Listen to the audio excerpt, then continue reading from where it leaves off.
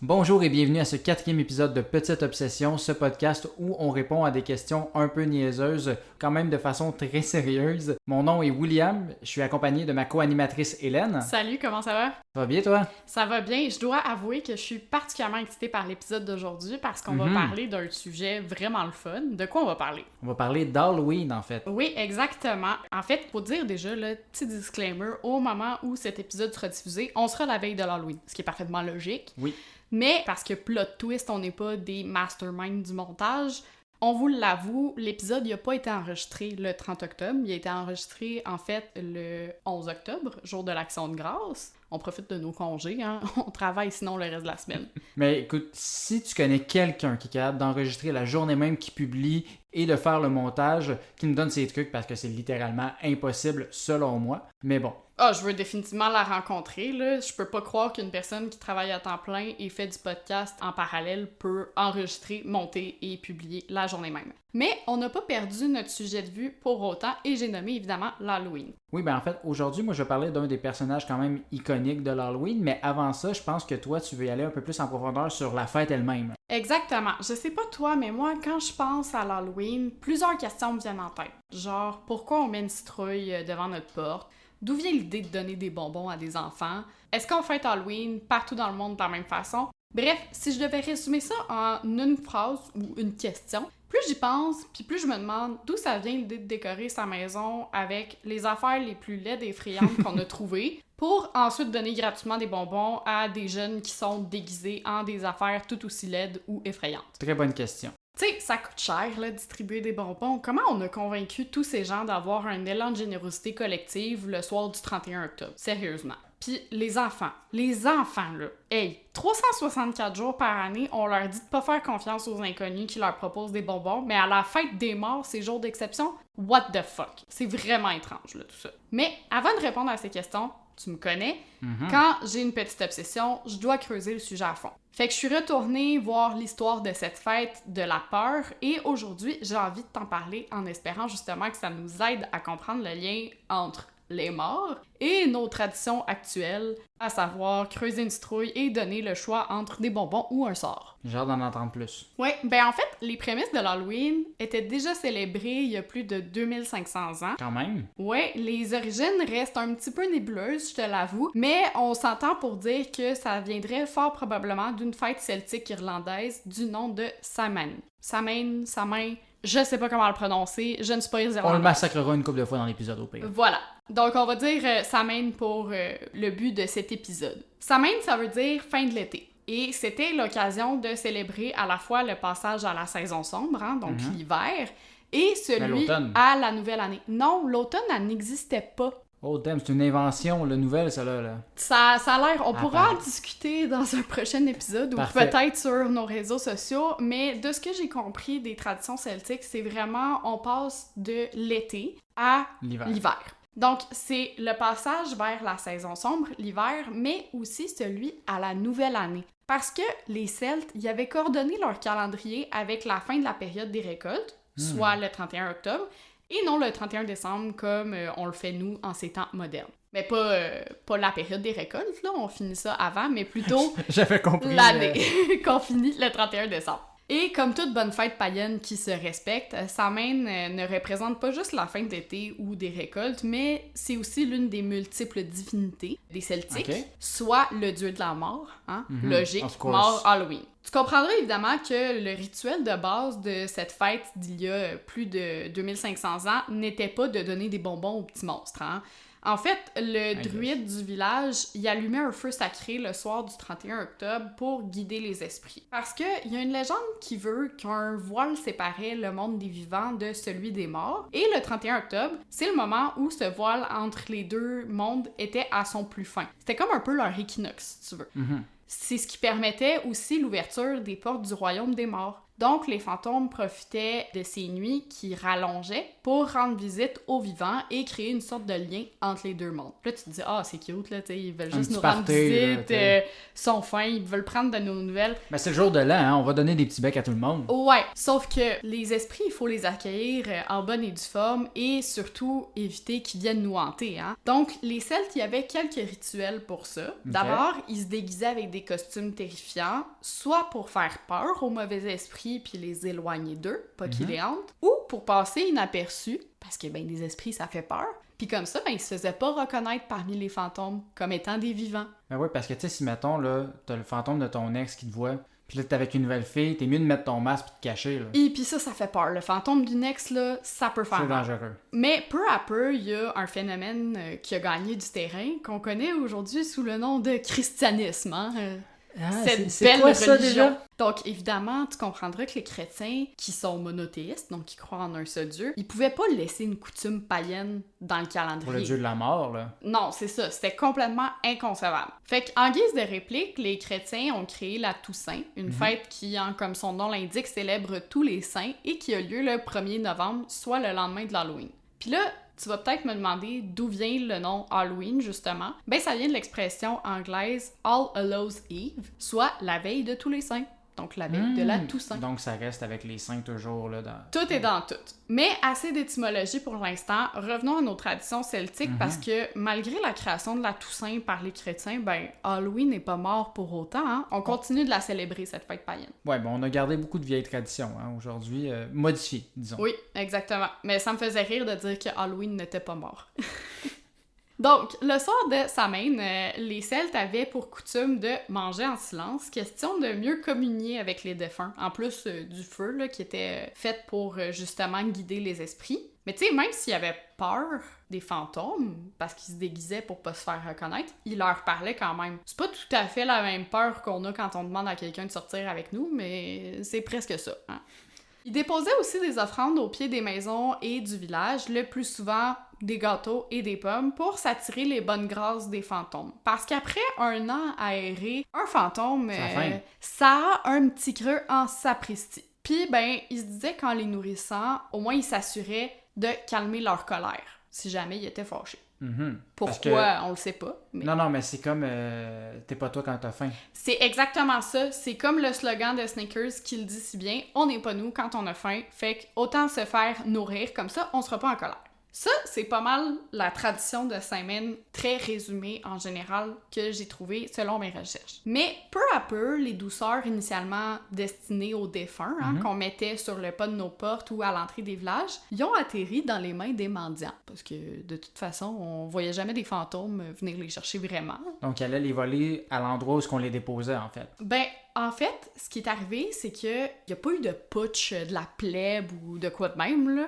Les mendiants qui sont comme « À nous les bonbons! » C'est pas ça, là. Exactement. Okay. C'était pas des bonbons à l'époque, hein. C'était des gâteaux et des pommes, je le rappelle. En fait, c'est juste que les plus pauvres, ils avaient pris pour habitude de faire du porte-à-porte, puis en échange de nourriture, ils promettaient de prier pour les âmes des défunts des maisons qu'ils allaient visiter. Donc, par exemple, s'il y a un mendiant qui venait cogner à notre porte, il allait nous dire « Ah, est-ce que je pourrais avoir de la nourriture? » Puis en échange, je vais prier pour ton grand-père qui est décédé ou ta tante ou peu importe. Donc c'était prié pour l'esprit et non pour tous les saints comme le catholique. Exactement. D'accord. Par contre, il y a parfois des mendiants qui portaient des costumes en hommage aux saints et probablement pour aussi mieux s'attirer les faveurs des gens chez qui ils cognaient, hein, parce que c'était quand même très croyant à l'époque. Moi, j'imagine juste qu'à la place de des enfants qui courent dans les rues, c'est juste 40 mendiants tout habillés en archevêque qui cognent à des portes tout en même temps, puis c'est fantastique.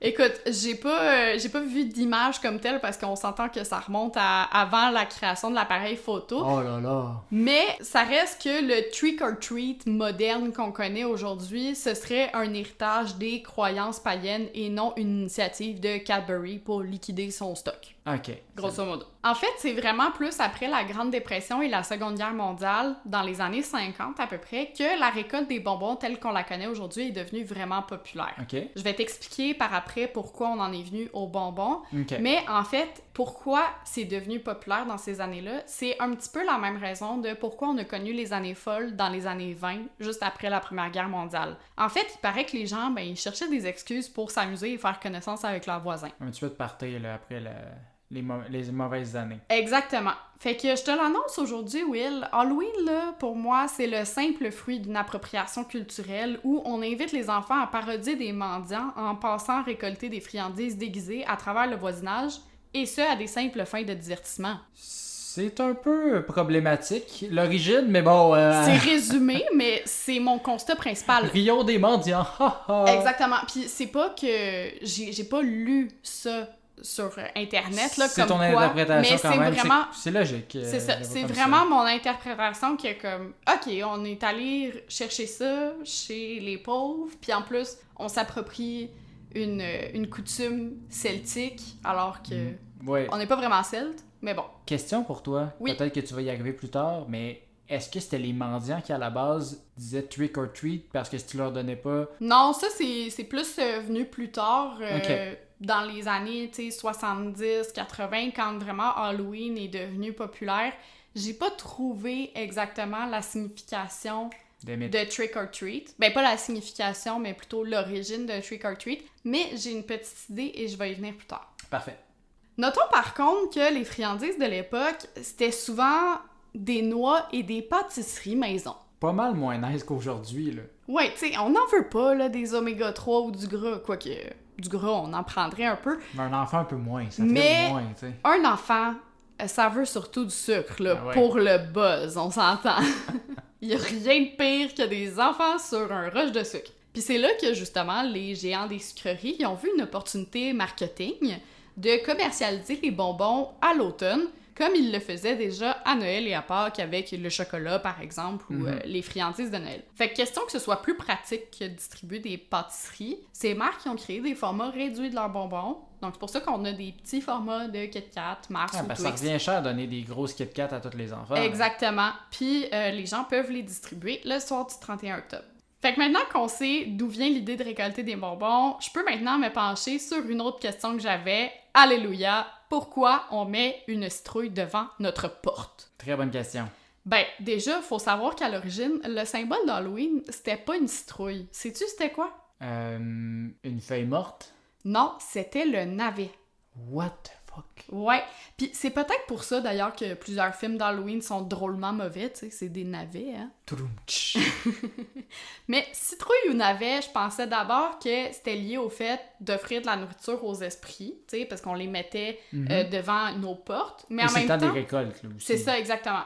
Mais en même temps, je me disais, donc, qui voudrait recevoir un navet? Tu sais, t'es déjà mort. Impose-toi pas cette double peine de recevoir Très un triste. navet. Je rigole, là, mais le navet comme tel, en fait, ça fait référence à un vieux conte irlandais, encore Ok. une fois, dont t'as certainement déjà entendu parler, Jack-o'-lantern. Connais-tu un peu l'histoire de Jack-o'-lantern? Ben, je t'aurais dit, est-ce que le gars il avait une tête de citrouille, mais finalement peut-être une tête de navet, je le sais pas. Non, même pas. En fait, c'est l'histoire d'un homme ivrogne et avare, hein? Donc une Un- personne qu'on aime beaucoup. Très sympathique, là. Voilà.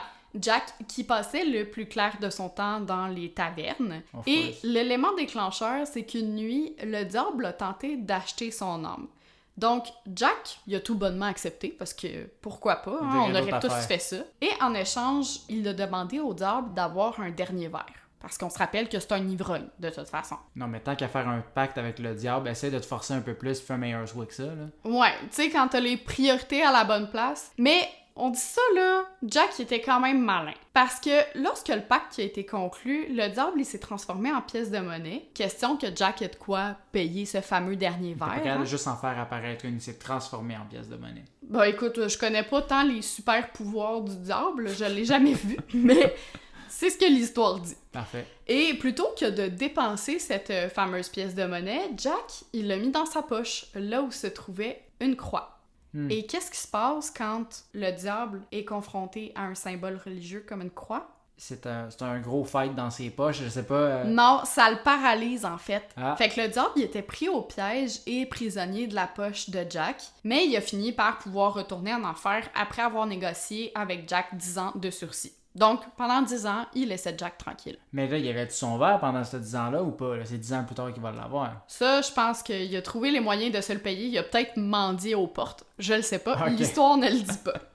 10 ans plus tard, donc, le diable est revenu chercher Jack alors qu'il était au pied d'un pommier. Jack a demandé au diable, avant de partir en enfer, une pomme. Et pendant que le diable est allé la lui cueillir, Jack y a gravé une croix sur le tronc. Hey, pas vite, ce diable-là. Hein? Non, ben c'est ça, il a emprisonné une fois de plus le diable. Fait qu'il est malin quand même parce que là, il a plus du tout été embêté par le diable jusqu'à sa mort, le 31 octobre. Ah ben, ça perd les popettes. Ouais, tout est dans tout, hein, comme on dit. Fait qu'on se rappelle que Jack, il avait une belle vie de débauché, hein, c'était un ivrogne avare comme il ne s'en fait peu, donc impossible qu'il accède au paradis à sa mort. Ça, c'était, tu sais, écrit d'avance. Mm-hmm. Mais le diable ne voulait pas plus de lui en enfer. Il était un peu rancunier, là. T'sais, on s'entend, il s'était fait piéger 2 fois par notre bon ami Jack. Fait que Jack, il a été condamné à errer entre les deux mondes jusqu'au moment du jugement dernier. Comme les fantômes à l'Halloween. Exactement. Puis, en errant, Jack, il a trouvé un morceau de charbon ardent. Il a pris un navet qu'il avait sculpté. Parce que, en même temps, errer dans le monde, qu'est-ce que t'as d'autre à faire? C'est longtemps, là, fait que les navets... C'est ça. Qu'est-ce que t'as d'autre à faire que de sculpter des navets? Puis il a mis le morceau de charbon dedans pour en faire une sorte de lanterne qui lui permettrait justement de voir dans l'obscurité parce qu'évidemment, il rôde la nuit. Donc, de là vient son nom de Jack-o'-lantern ou Jack à la lanterne en français. Puis ben évidemment, la légende veut que tous les soirs du 31 octobre, donc le soir de sa mort, il reviendrait errer dans les rues. Donc, pendant longtemps, les Irlandais, ils ont eu cette tradition de sculpter des visages sur des navets à cette période de l'année et de les placer devant leur maison pour faire peur aux mauvais esprits. Tu sais, ils ont comme fait un merge de Samhain et Jack-o'-lantern. Un petit crossover, là. Exactement. Fait qu'il y a quand même un lien entre les deux, outre leurs origines irlandaises. Mm-hmm.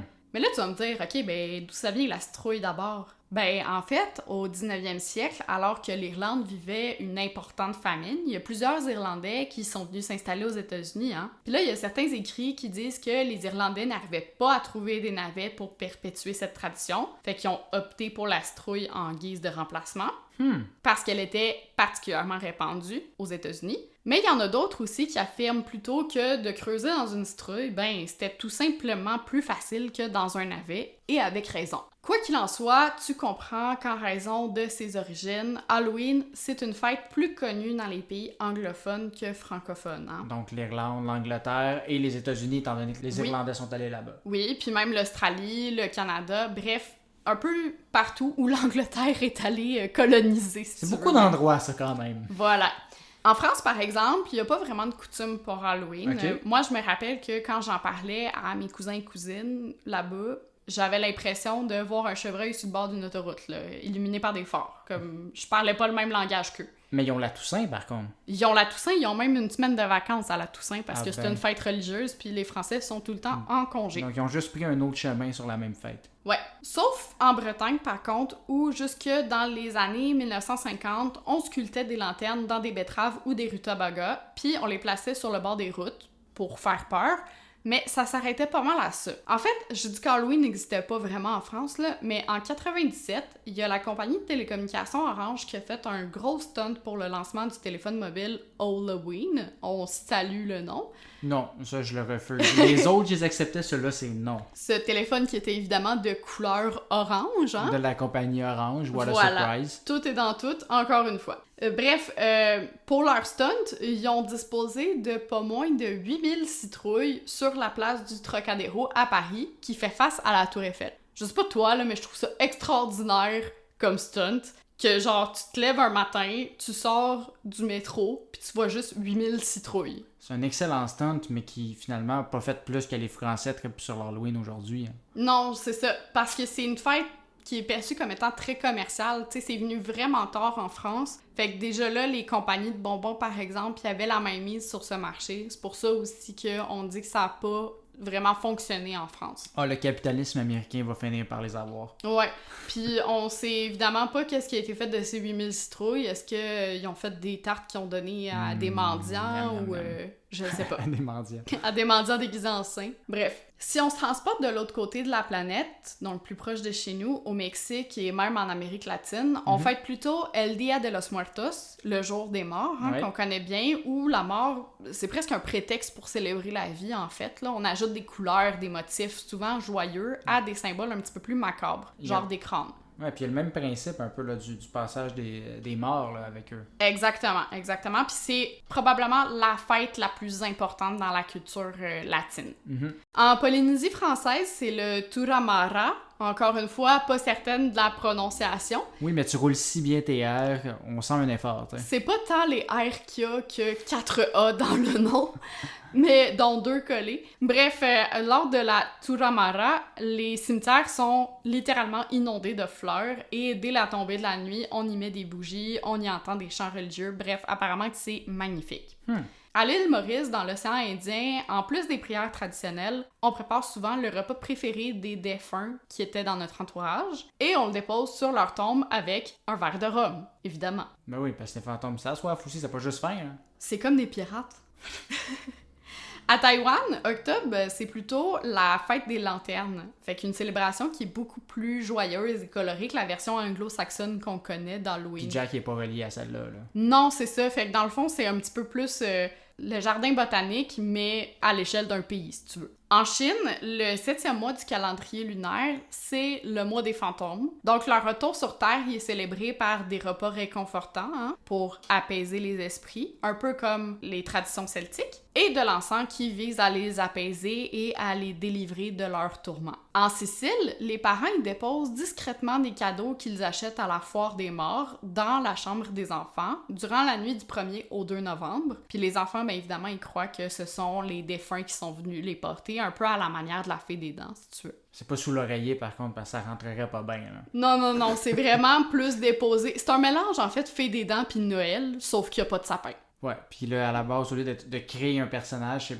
c'est ton grand-papa qui t'a donné ça. Exactement. C'est un peu bizarre aussi, là, quand même, de dire qu'il y a des esprits qui sont venus te porter un cadeau, là. Je sais pas, moi, en tant qu'enfant, j'aurais eu... Mais moi, en tant qu'enfant, j'aurais eu peur, là, quand même. Mais toutes ces traditions-là, c'est pas le plus terrifiant, disons, ou plutôt le plus gore, parce que dans certaines régions de Madagascar, on fait ce qu'on appelle le Famadiana, un rituel qui tend à disparaître où on rend hommage à nos ancêtres en les déterrant et en les exhibant. J'ai déjà vu des photos de ça, c'est vraiment creepy, puis il y aura pas de photos de ça sur notre Instagram, là, clairement. Non, heureusement. Mais ouais, non, c'est assez weird à voir. Ouais, vraiment. Moi, quand j'ai vu ça, ça m'a un petit peu flabbergasté et un peu... tu sais, j'ai comme figé pendant 2 secondes. Je me demandais si je lisais bien ce que je lisais. Oh oui, non, je te confirme, ça existe. Bref, tout ça pour dire que je vois les traditions ailleurs dans le monde puis je me dis, mon Dieu qu'on peut remercier le général Wolfe d'avoir gagné la bataille des plaines d'Abraham. Parce que imagine-toi tous les bonbons qu'on n'aurait pas eu sinon. Hein? C'est sûr que les dentistes, bon, ils sont peut-être pas aussi ravis que nous. Quoique novembre, ça doit être quand même la haute saison des caries. Là. Ah non, c'est clair qu'ils sont contents, là. Ils font de l'argent avec ça, là. Ouais, à investiguer. Puis d'ailleurs, si tu veux plus de bonbons, il y a quelques trucs que tu peux mettre en pratique lors de ta récolte. Tu peux opter évidemment pour les classiques du style commencer ta récolte un peu plus tôt ou aller dans les quartiers riches, hein, on connaît tous ça. Mais tu peux aussi visiter des endroits publics, style des magasins ou des épiceries. les acheter. Des choses. Non! Il y a souvent des spots comme ça, publics, où ils donnent des bonbons à l'Halloween. À notre âge, je pense qu'ils en donneraient plus. Non, pas à notre âge. Mais, dernière idée, et la meilleure selon moi, c'est que tu peux changer de costume en cours de route et repasser à travers le même trajet. Très comme malhonnête, je serais pas capable. Mais au moins, tu te fais pas reconnaître. Les morts seraient pas fiers de toi, Hélène. J'ai pas dit que je le faisais, j'ai dit que je le suggérais. C'est pas la même chose. Mais... Ça fait longtemps que je passe plus l'Halloween, malheureusement. Quoique, j'en ai eu des costumes d'Halloween, puis je pense que tu voulais nous parler justement de certains costumes de personnages mythiques. Oui, mais en fait, je voulais te parler d'un costume iconique d'Halloween, puis je parle pas, là, genre de l'infirmière sexy ou de la fille déguisée en bébé, là, aujourd'hui. Heureusement. Ça aurait fait un épisode un peu spécial. En fait, comme d'habitude, je suis tombé par hasard sur mon sujet. Je faisais des recherches sur les couleurs de l'Halloween, le noir et l'orange, principalement, qui, soit dit en passant, proviennent principalement du fait qu'on s'habillait en noir pour signifier le deuil pendant ces fêtes-là, et du orange qui provient, lui, plus du feu dont tu parlais là, un peu plus tôt, qu'il y avait pendant les festivités, ainsi que le changement de couleur et les récoltes. Oui, exactement. C'est pas venu avec la citrouille, là. C'est vraiment plus des significations telles que le feu, comme tu dis, puis les récoltes. Ensuite, ça a été aussi approprié par des compagnies qui fabriquaient des décorations, etc.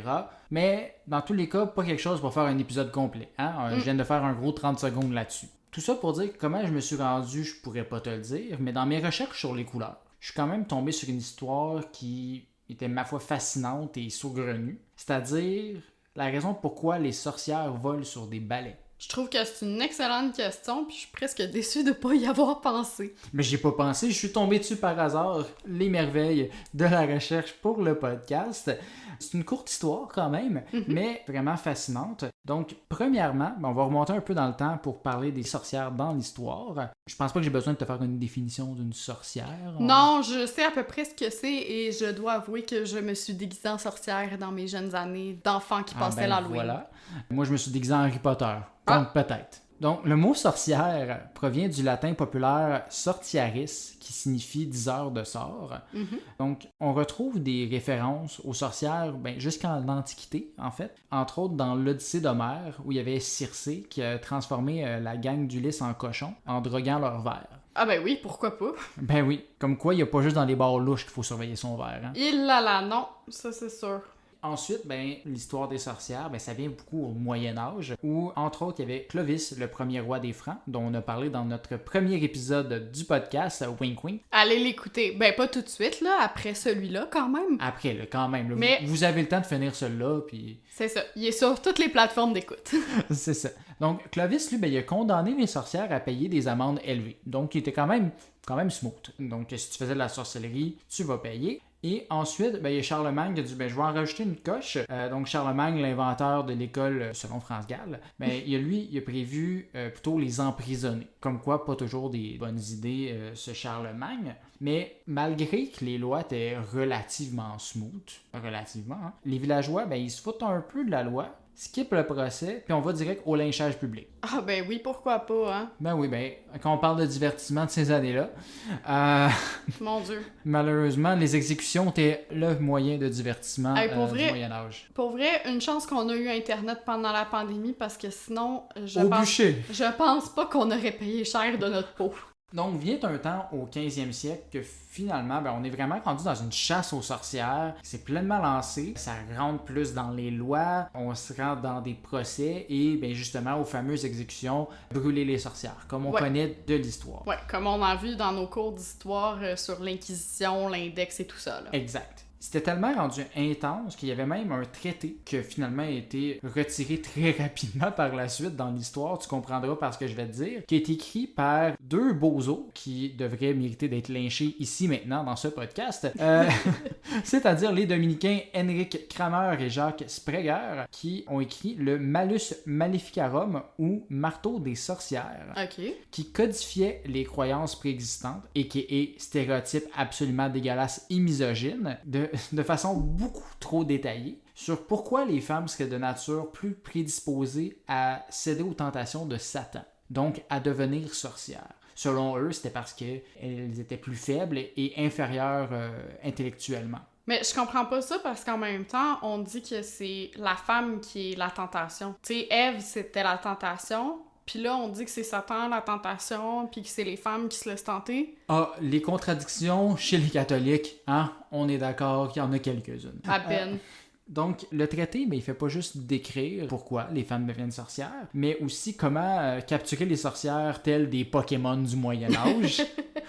comment instruire le procès, organiser leur détention et comment les éliminer. Ils mettent quand même en garde contre la confiance qu'on peut accorder aux témoignages parce que les accusations sont souvent faites par vengeance ou par envie. Donc, faut pas toujours s'y fier. Mais même s'ils ont écrit ça, au final, ça change pas grand-chose parce que des rumeurs publiques sont suffisantes pour amener quelqu'un devant les tribunaux. OK. Donc, Mon Dieu, une chance que les réseaux sociaux n'existaient pas à cette époque-là. Ah, ça aurait été terrible. Mais par contre, une fois rendu au tribunal, faut faire attention en tant qu'avocat de pas trop défendre les accusés. OK. Parce qu'un avocat qui défendait trop, avec trop de vigueur, un peu une sorcière, quelqu'un d'accusé d'être sorcière, mais c'était signe que l'avocat était ensorcelé. Donc, c'était une preuve de plus que la sorcière en était réellement une. Donc, d'avoir trop de preuves qu'elle ne l'était pas, en était une selon cette époque.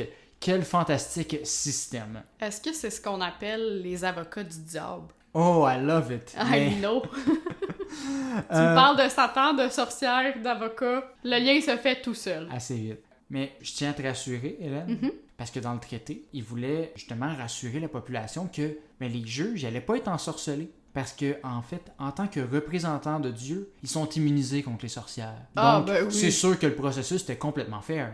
On n'a pas là, mettons, les fondements d'une société patriarcale et complètement misogyne? À peine. À peine.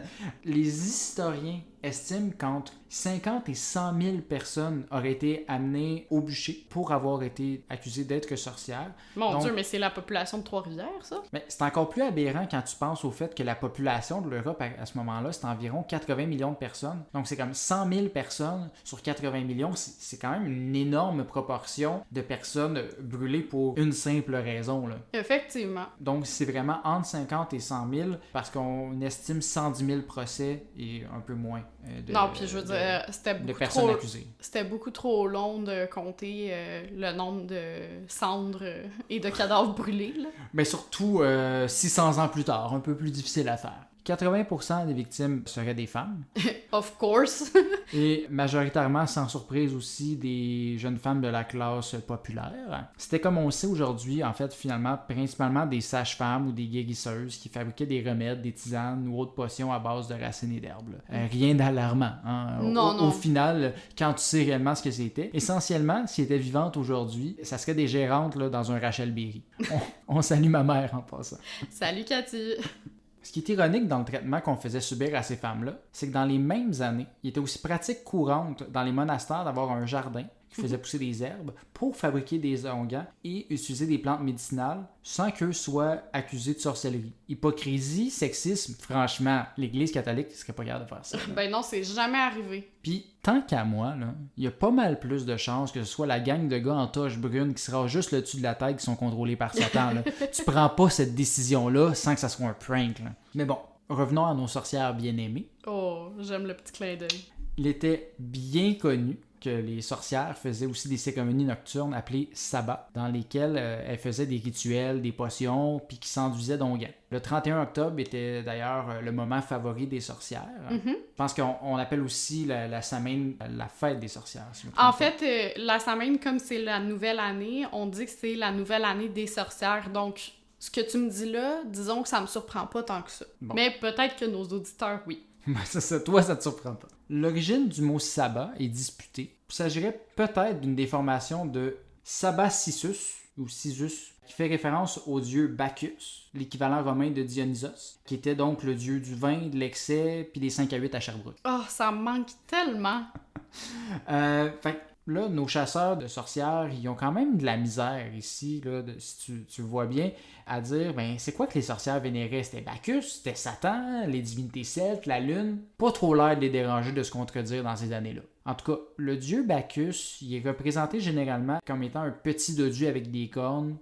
Sexy. Très sexy, ce dieu de la déchéance. Mais il y a peut-être un lien avec ce dieu et Satan à cause des cornes. Selon d'autres, le mot sabbat ferait aussi référence à la Shabbat chez les Juifs, pour désigner la journée de repos et de prière. J'allais justement te poser la question parce que je trouvais que ça sonnait un petit peu comme la Shabbat. Donc, contente de l'apprendre. Donc, de l'antisémitisme en plus de du sexisme, ben voyons donc, il n'y a pas ça dans l'histoire. Évidemment, fallait que ça vienne. Ce serait aussi, malheureusement, en mélangeant les stéréotypes entre les deux, que proviendrait un peu le long nez crochu des sorcières, étant donné qu'il y a le stéréotype du grand nez des Juifs. Mélanger des stéréotypes, voyons, ça s'est jamais produit, ça? Ça non plus. Ben voyons, je comprends pas. Ne serait-ce pas là la prémisse de toute théorie conspirationniste? Tout ça pour dire que les sorcières, ben, ils se réunissaient en cachette dans des endroits isolés. Puis pour qu'ils s'y rendent, ben, ils étaient capables de se déplacer apparemment en volant ou à l'aide d'une rafale de vent, parce qu'apparemment, ils ventaient bien fort au Moyen-Âge. Non, c'est juste qu'il y avait beaucoup d'ouragans là, à l'époque. C'est ça, causé par les sorcières. Sinon, c'était à dos d'animaux magiques ou, encore une fois, avec des onguents. Est-ce qu'ils glissaient au sol comme un pingouin? Je sais pas, c'est pas clair. C'était peut-être pas les pingouins qui glissaient le plus loin, comme Matrobi dans OD. Je vais faire comme si je comprenais cette référence. Mais bien entendu, la croyance la plus répandue, c'est qu'elles se déplaçaient avec leur balai. J'ai aussi lu, parenthèse, qu'il y avait des histoires comme quoi il y aurait des sorcières qui laissaient parfois leur balai dans leur lit, en donnant au balai leur apparence pour que leur mari se rende pas compte qu'elle était partie. Après ça, ces gars-là, ils essaient de nous faire croire que c'est les femmes qui sont connes. Moi, j'avais toujours dit, là, je suis pour l'égalité des hommes et des femmes, mais clairement qu'on est le sexe fort. On est égal, là, on est égal. Non, mais là, crime. À quel point vous êtes sans dessin pour pas vous rendre compte que vous êtes couché à côté d'un balai, franchement. Il dormait fort, j'imagine. Alors, le balai chez les sorcières aurait deux origines en soi. La première, ben, ça serait peut-être Baba Yaga, personnage marquant dans le folklore russe, là, qui habite dans une petite maison avec des pattes de poulet. Les pattes de poulet, ça n'a pas rapport, là, mais ça me fait juste vraiment rire à chaque fois que j'entends parler de Baba Yaga, de cette image-là, en fait. C'est vrai que c'est quand même assez drôle. Baba Yaga, ben, elle partage beaucoup de caractéristiques avec les sorcières. C'est une vieille madame avec des pouvoirs surnaturels qui vit dans le bois. On voit le lien. Puis elle utilisait aussi un balai pour effacer ses traces de ce qu'elle avait fait là, comme sortilège.